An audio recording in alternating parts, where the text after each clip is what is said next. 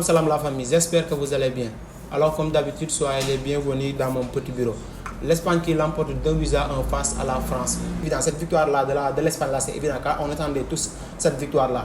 Parce que l'Espagne, depuis le début du tournoi, moi, équipe en termes de contenu, c'est l'équipe qui nous satisfait le plus. Sincèrement, si nous avons degré, l'Espagne, depuis le début de la compétition, je pense qu'ils n'ont pas perdu aucun match. 6 matchs, 6 victoires. 13 buts encaissés et je pense 13 buts marqués autant pour moi et 3 buts encaissés. Et là, ils nous ont montré aujourd'hui qu'ils sont là pour chercher ce titre-là. Franchement, depuis le début du match, certes, ils ont encaissé un but très tôt, mais là, ils n'ont pas abdiqué. Ils ont continué à jouer, ils ont continué à pousser. C'est-à-dire, en fait, on n'est pas là de chercher de midi à 13h. C'est-à-dire, l'équipe là, c'est bien structuré. Je l'ai dit ici, je pense que lors de mon premier débrief de l'Espagne, l'équipe là, ils ont eu des difficultés ces dernières années-là. Ces dernières années passées, ils ont eu des difficultés. Des éliminations par-ci en Coupe du Monde et en Euro. Mais là, depuis que De La Fuente est là, ils ont passé des étapes, je dirais. Car ils ont gagné, je pense, la National League récemment, il y a 2 ans de cela, ou bien il y a 1 an. Et là, c'est là que la compétition a commencé à ramener. L'équipe nous commence à construire dara et là ils sont en train de confirmer ça. Certes que la France n'est pas n'importe quelle équipe. France n'est qu'une équipe ça a été difficile au début. Au début, la France a imposé leur jeu. La France a essayé de jouer. La France a essayé de garder le ballon. La France a essayé de pousser. Mais là, et ils sont parvenus à marquer par Randal Colomone à la 9e minute. Mais là, les Espagnols n'ont pas abandonné. C'est en ce moment-là qu'ils ont dit, voilà, ils ont commencé à jouer. En espace de 5 ou 10 minutes, ils ont égalisé. Ils sont parvenus à remonter. Ça là, ils ont égalisé. Top performance de la part des Espagnols, sincèrement. Et que dire du match de Rodri? Rodri, il a fait un match exceptionnel, un match propre, comme d'habitude. Comme d'habitude, Rodri propre. Pas d'erreur, pas de perte de balle, toujours serein. C'est ça un vrai numéro 6, c'est ça un vrai militaire. Globalement, ils ont fait un match propre. Franchement, des joueurs ils sont là pour cette séquence. Et Fabien Ruiz qui a fait un match propre, comme d'habitude, depuis le début de l'Euro. Il a été énorme, franchement. Et je l'avais dit, il y a quelqu'un qui disait qu'il n'y a pas de mauvais zones, mais seulement de mauvais contextes. Fabien Ruiz du Paris Saint-Germain et Fabien Ruiz de l'Espagne, c'est diamétralement opposé, il n'y a pas photo. C'est ça. Fabien Ruiz pour Paris et Fabien Ruiz pour l'Espagne, beaucoup de ça. Et là, tu sens que là, il a la confiance du coach, il a la confiance de ses coéquipiers. Il sait qu'aujourd'hui, à la différence du Paris Saint-Germain, parce que Paris, il jouait pour Mbappé, alors que là, il joue pour le collectif. Il sait qu'il a les qualités là pour permettre, cette qualité là pour permettre aux attaquants de briller. Et là, depuis le début de l'Euro, c'est ça qu'il nous montre. Top performance de sa part. De l'autre côté, Lamine Yamal. C'est-à-dire, et Rabiot qui disait que hier en conférence de presse que si Lamine Yamal doit faire plus que ce qu'il a fait lors des derniers matchs précédents. Et là, il a fait plus, il a marqué aujourd'hui. C'est ça le plus. Moi, Lamine Yamal, pour gagner France, il doit faire plus. Il faut avoir comme ça, match il faut me faire match pour gagner. Il a fait le plus, il a marqué aujourd'hui, c'est ça le plus. C'est-à-dire, parfois, et il a carrément malmené Rabiot avant de nous faire cette frappe-là en pleine lucarne. Et Mike Maignan ne pouvait rien faire. Ça fera partie des buts de l'équipe. C'est à peu près le même but que Arda Güler avait marqué avec la Turquie. Top performance aussi de la part de Nico Williams. Il a fait un très bon match. Un match correct. Morata aussi, que dire de son match. Et si on est ici en France, il y a seulement un mot que je peux dire, c'est je suis déçu. Déçu. Un match décevant de la part des Français. Depuis le début du tournoi, c'est ça. C'est-à-dire qu'on parvenait à gagner certains matchs. On se dit, ça va. Dès l'instant qu'on nous jouer, nous gagner, ça va, il n'y a pas de souci. Mais là, aujourd'hui, ils ont fait un match débordé. C'est-à-dire qu'ils ont fait une bonne entame de première période. Ils ont parvenu à marquer grâce à Colomone à la 9e minute. Mais hormis ça, c'est quoi le positif dans ce match? Il n'y a rien. On y retient. Attendez, Kylian Mbappé, comment dire, Jesus Navas, il a 38 ans. Kylian Mbappé, je pense qu'il a 25 ou 26 ans. Il n'a pas parvenu à faire la différence devant Jesus Navas. Jesus Navas nga xamante ni Espagne bi njëkk ba Espagne 2010 2008 il était là-bas c'est le seul survivant de cette équipe là moom moo ñëw tey di jouer arrière droit devant Kylian Mbappé n'a pas parvenu à faire la différence.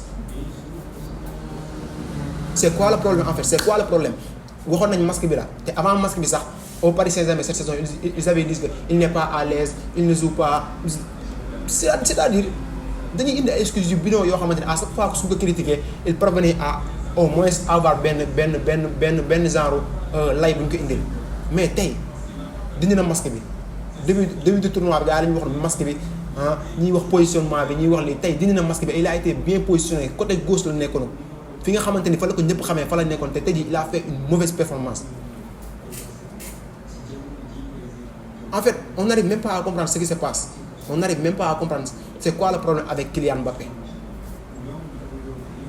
Il n'est pas influent il n'arrive pas à faire la différence un contre am na benn action wax un contre un devant Nacho il n'arrive même pas à faire comme devant Nacho ce tocard là ce nulard là qui va nga xam ne instant bi jeexal na fa la war a dem MLS football tu n'arrives même pas à faire la différence devant lui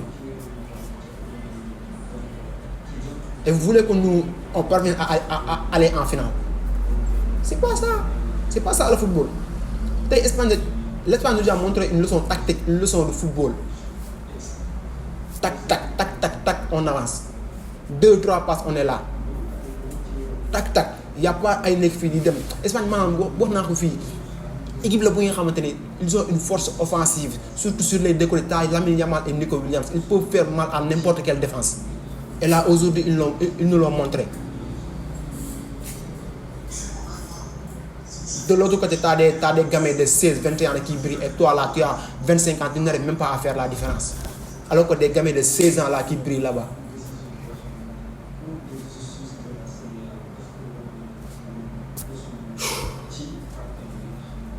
Je suis déçu.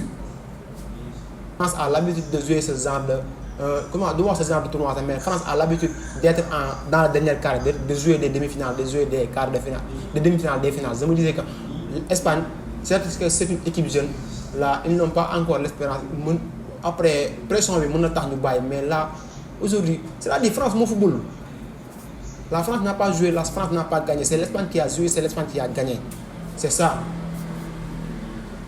le football est difficile avec l'équipe de France mais trop facile avec l'Espagne c'est ça Espagne football bi dafa yomb si ñoom trop alors que France football bi dafa difficile même N'Golo Kanté qui parvenait à briller lors des derniers matchs là tey nekkul si dara il a perdu des balles yoo xamante ni Kanté N'Golo Kanté NG qu'est-ce qui lui arrive aujourd'hui man Kanté dama ko gis muy perdre balle bi carrément man je me suis dit c'est mort on va perdre ce match là parce que N'Golo Kanté qui perd des ballons yoo xamante ni c'est waaye des ballons yoo xamante ni même les boys du centre de formation là ne parviennent pas à perdre ces ballons là c'est Kanté qui perd ces ballons là c'est-à-dire le seul point positif du match c'est l'entrée de Barcola c'est le seul joueur qui a été brillant dans ce match. Le seul joueur qui a fait un bon match mérite carrément qu'on lui donne une chance. Il mérite carrément de jouer. Il a fait une top performance. Même si il a joué, je pense, 30 ou 20 minutes ou 25 minutes côté non, mais il a fait une bonne entrée. Ousmane Dembélé.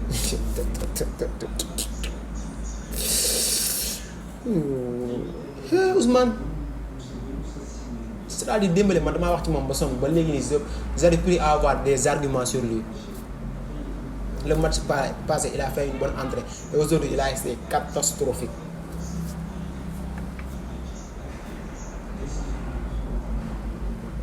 Et là il va falloir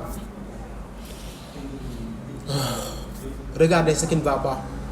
Peut-être Didier Deschamps, si c'est lui, on va essayer d'amener Zinedine Zidane.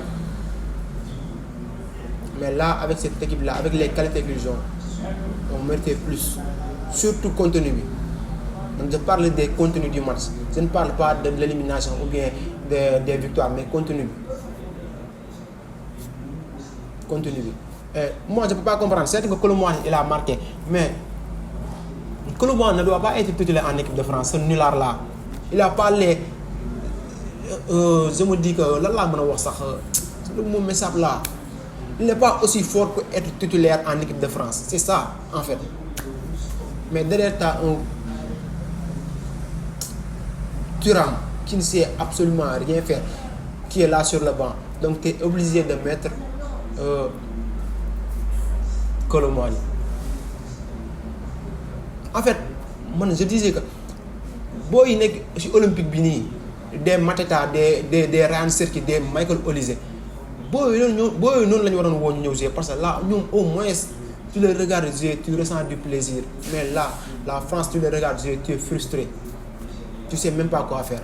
Heureusement qu'il y a l'Espagne. Heureusement qu'aujourd'hui, le match n'était pas ennuyant, car l'Espagne jouait au football du premier à la 90e minute. Au moins ça, c'est ça qui nous a sauvés aujourd'hui. Demain, Pays-Bas, Angleterre. Et j'espère que j'espère que les Pays-Bas vont gagner. Là, au moins, c'est un finale de la Coupe du Monde 2010. Angleterre, pourquoi Angleterre? Pourquoi Angleterre? Vous me fatiguez. Remake finale de la Coupe du Monde 2010. Espagne, Pays-Bas. J'ai hâte. Maintenant, je supporte l'Espagne, vu qu'il y a mes boys qui sont là. Les boys du Barça. Lamine Yamal, Nico Williams et Pedri, qui est malheureusement blessé. Mais là, j'espère que l'Espagne va aller en finale. J'espère que l'Espagne va gagner la finale. C'était tout pour aujourd'hui, hein, et je suis déçu de l'équipe de France. Nul. Une mauvaise performance, globalement, tout. Kylian Mbappé, Tokares, nul. Donc, la famille, on se donne rendez-vous d'ici quelques jours pour une nouvelle vidéo. On like. D'ici demain peut-être, d'ici demain pour le match de l'Angleterre. On like, on s'abonne. On active la cloche de notification pour ne pas manquer les prochaines vidéos. Merci.